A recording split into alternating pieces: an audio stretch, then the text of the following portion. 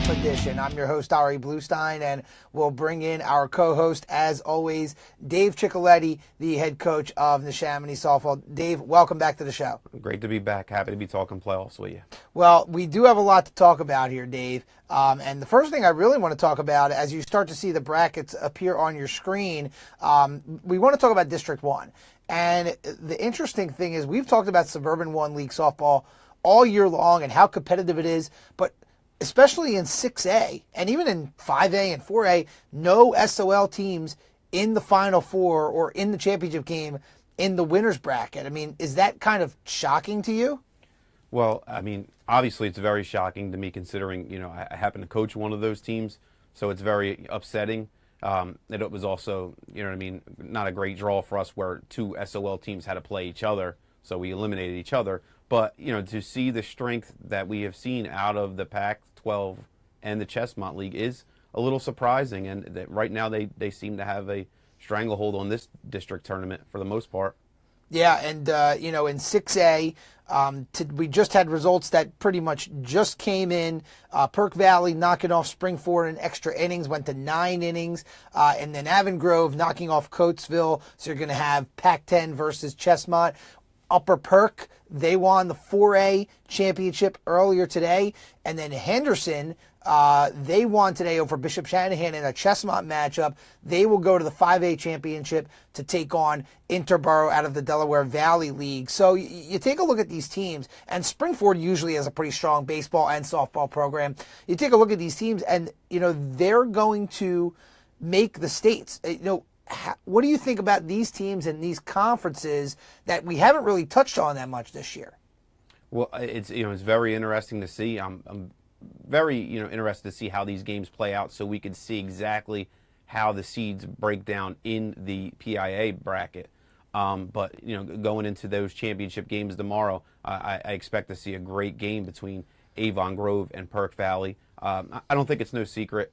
I think everyone knew that Perk Valley may have had the best pitcher in the tournament in Abby Wild, and like I always said, pitching tells all, and that's obviously why they'll be in the final tomorrow. So, and just no surprise. And then Coatesville is playing that playback game against Springford, another great game.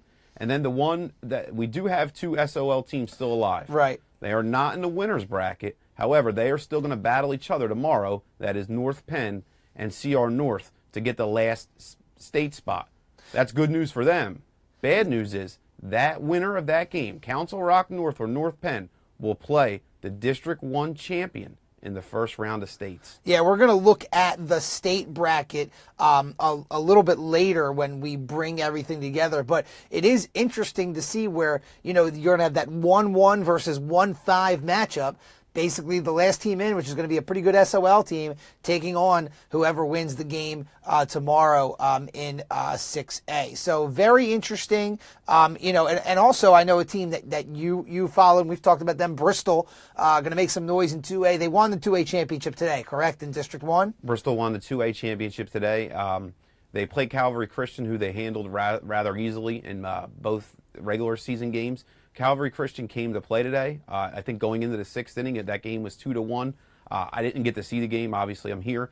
I'm going to attribute that to one of those days where Bristol was probably hitting line drives just right at every single one of their players. And then once again, a girl that we talked about in our preseason show, Casey Pinelli, it was actually really 1-0, and she hit a huge go-ahead home run, put Bristol up 2-0 to give them a little bit of breathing room and a little bit of comfort. And then as well, Christopher Dock advancing in 3A as well. So some local teams still in the mix there. Christopher Dock, I saw that matchup this morning between them and Springfield, and Dock has been there. Dock has gone to the States a couple of the last 2 years. Dock won all the games they were supposed to win this year, and they were supposed to win that game today against Springfield, and they did in a pretty convincing fashion. I think it was like 12-1.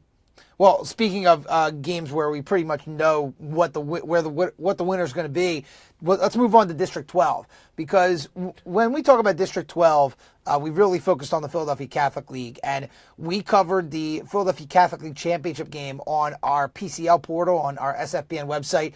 Bonner Prendy wins the game in a thriller over St. Hubert, and today we've got the District 12 championship games being played over at Arcadia. Commonwealth Egan's taking on Philadelphia Academy Charter right now in the 2A final, but so far it's been all Catholic League. Prendy, the PCL champ, they beat Esperanza 14-0, and then Archbishop Wood with an easy 7-0 win over the pub champ Franklin Town Charter. But pretty much chalk here, Dave. Brown had 18 out of 21 strikeouts in that game today. It's very impressive, and not surprising to either of us. And Egan's playing that game right now, and I expect to see a similar result in that game as well. And the interesting thing about District 12 is you take a look at these championship games, except for the 6A game, which is St. Hubert against Central. Central was the runner-up in the public league.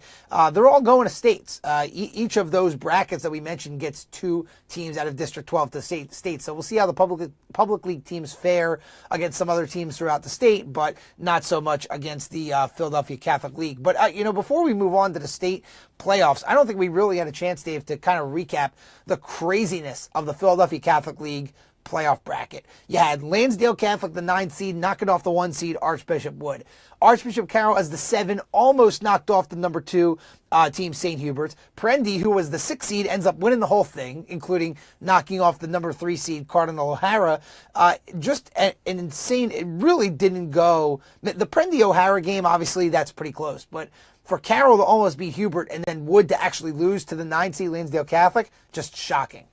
It's all shocking, and it's a tribute to how close that league was and how great the competition was. And it's something that I actually spoke to my own league about. I see various other leagues playing these league tournaments at the end of the year, and I think it's so beneficial because of the rivalries, because of how close they are. As far as ability, I think it's such a huge benefit to have a league championship and to play an elimination game before you have to get into the district playoffs. And just look at that Catholic League championship set those teams up so well. Archbishop Wood knew what it felt like to lose a huge game, and that chances are that's going to prepare them moving forward.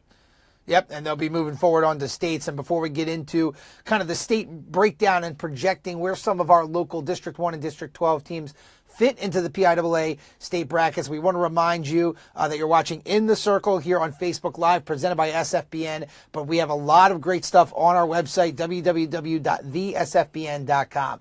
Past episodes of our TV show on Comcast Varsity Voice, all of our past broadcasts, links to our YouTube channel where we have all of our past Facebook Live shows, including Q&A with Ari Blue, and of course, all the great content that we're producing. We continue to follow high school sports. We had some great stories on the lacrosse games that we just did in the Interac Invitational, and we're going to have some more stories coming up. We've got some all-star basketball games that we'll be covering at the end of the week, so make sure you go to our website to check all of that out. All right, Dave, it's hard to project what we're going to see in the state playoffs because it's pretty much just blank brackets right now.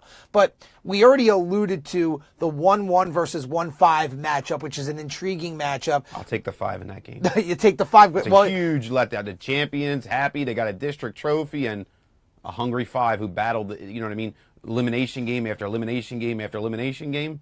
I'll take the 5 in that one. That's that classic letdown game, man. You're going to have a good team winning District 1, whether it's Perk Valley or Avon Grove. And Perk Valley, obviously, they have a very good pitcher, as you mentioned, with Abby Wild. But, you're right. Those SOL teams, they're going to be hungry to win that game. I'd be interested. I'd love to see Abby Wild versus Jenna Cantian again. I think they're probably were the 2 best pitchers, in the tournament. My pitcher coming in up the top 2, but those 2 are the ones that are being spoke about all around the area. And Perk Valley actually knocked North out last year, so that would be a great revenge game to see. And you take a look at the rest of the 6A bracket, the 4th place team out of District 1 will play the winner between the District 2 and District 4 champions. So that'll be either Springford or Coatesville. Good chance Springford comes out of that game, although Coatesville certainly no slouch. They would play the winner of that 1-1, 1-5 game. Then you're going to have the District 12 champion, likely to be St. Hubert, but they do have to play Central to get to that game, beat Central to get to that game. They're going to play that 3rd place team. So whoever wins that 3rd place game against St. Hubert, I mean, that's an interesting matchup, isn't it? I hate to look at it that way, but I know that a lot of teams, when they see some of the District 12 teams, that's probably what that team is thinking. If we could win this third place game, it's very important to us because in the first round of states, we're going to get a District 12 team where we don't think District 12 might have the competition of District 1 in a 16-team tournament.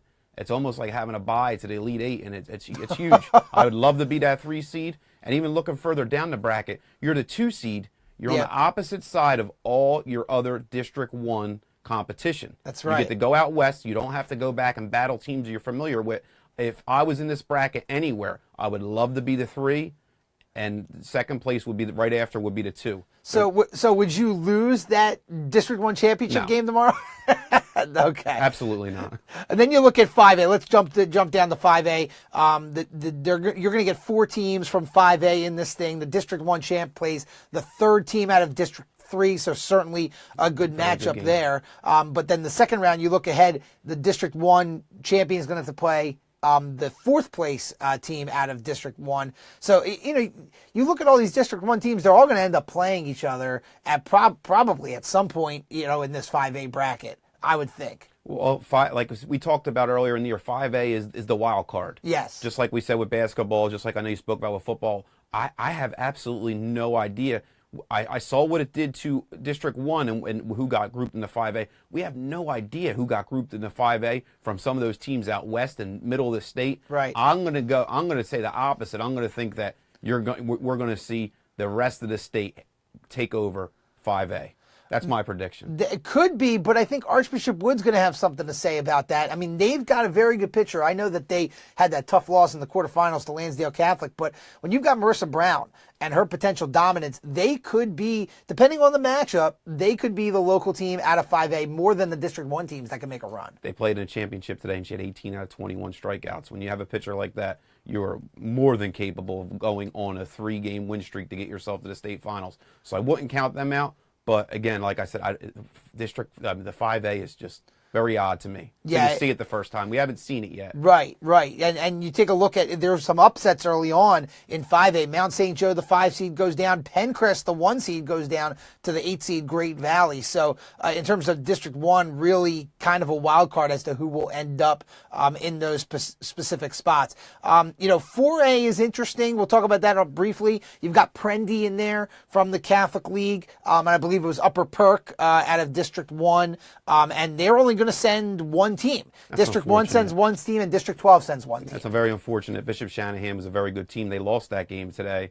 So, I mean, that's kind of disappointing. But, again, very, very, 2 good teams, capable teams from our area making a run in that bracket. And then you take a look at 3A. 3A, there's no District 12 team, I believe, or no Catholic League team. But you're probably going to get a couple of public league teams. And then you've got Doc Mennonite in that group. They're going to end up playing the District 12 champ. That should be, a fairly easy game for them. And then 2A, I wanted to jump over to 2A here. I think, you take a look at that matchup. You've got potentially Conwell-Egan going up against... are they going to go up? I'm looking at 2A now. They're not going to play Bristol until the semis. I believe that Bristol's going to have an easy game in the first round. They get to play 12. Who is that? 12-1? Yeah. 12-2. Yeah, 12. They'll get to play 12-2. They'll get to play 12-2. So that'll be going to win that that's game. That's going to be Philadelphia Academy charter. Correct. Yeah. So Bristol will have that game, and then Bristol's going to have another game, and then down the bottom, Egan's probably going to win their first game, but they're going to get to face. I don't know if the defending champion, but one of the strongest teams from the past, from single A that's now double A, is Minersville. That's going to be a very big game between Egan and Minersville, and with the winner likely playing Bristol. I know that teaching at Bristol, I know myself that Minersville-Bristol is a huge rivalry, or either other way around, you have a cross-town rival with Egan. That's a very intriguing matchup. Either one of those teams playing Bristol in the semis. Yeah, and then finally 1A, the District 1, District 12 champion, they will move on to states. You only get 1 local team. Faith Christian probably the favorite over Maritime Charter in that game. So a lot of local teams. That. Maritime Charter sounds like they're serious. No, they could. I mean, you never know. I mean, Faith Christian, I had a chance to watch them play. I saw some video highlights. They look pretty solid. But before we give our final thoughts here, Dave, we have a question that came in from Alex Murphy. I'm not sure what team this is related to, but maybe it's your team. I don't know. Do you think Lauren Quince was pressured or nervous in the playoffs, and is that why they didn't move on? Alex is still stuck on that loss. He took it very hard. He's a very big Fordham softball fan. He's a very big softball fan, and I don't think there was a lot of pressure. I just think that they played against some really good competition in the college championships. Okay, so that was about your question, though, Alex. Your former player Fordham, and Alex did clarify on that. It's his crush, yes. Yes. Thank you for submitting your question, Alex. I appreciate it. Well, there's potentially a lot of softball left. We'll come back on at some point next week. Real quick here, your final thoughts. Who of these local teams do you think could really legitimately make a run in whatever classification it may be? I mean, I expect to come back here next week after Monday, so we'll be in the second round. I'm fairly certain we're going to be talking about a couple teams in 6A. Obviously, whoever wins that district championship game and the 5 seed, we're going to have that team left, and I think, like I said, the team who gets the District 12 team as well. Certainly Wood at 5, no doubt about it. We'll be talking about Bristol next week. They would be. I think you're going to see in the 6A maybe 2 or 3 teams advance in the first round. Probably Wood in 5A, definitely Bristol in 2A. I think we're going to be talking a lot of Perk Valley, Archbishop Wood, Bristol, and even Springford and Coatesville are very good teams too. And I wouldn't discard the winner of that North Penn or Council Rock North game as well. A lot of great teams to talk about. And who's the other team at 4A? 4A got Prendy. Yeah, Prendy. So they could make a run as well. Never know. They look pretty good. They've got a really good pitcher in Meg Sullivan. So she looked pretty strong. So it should be a lot of fun. We've got a lot of teams. Hopefully we don't lose them all in the first round and we have nothing to talk about next week. We know in the 6A that one plays 1-5. So Right, the 1-1-1-5. Okay. Yes, I think we should be fine. But Dave Ciccoletti, thank you as always for joining me as my co-host here on In the Circle. No, I appreciate it. So we'll be back next week. Until then, a lot of softball to be played. So thank you for tuning in and enjoy all the softball this weekend and on Monday in the first round of the state tournament. Have a good night. Thanks for watching.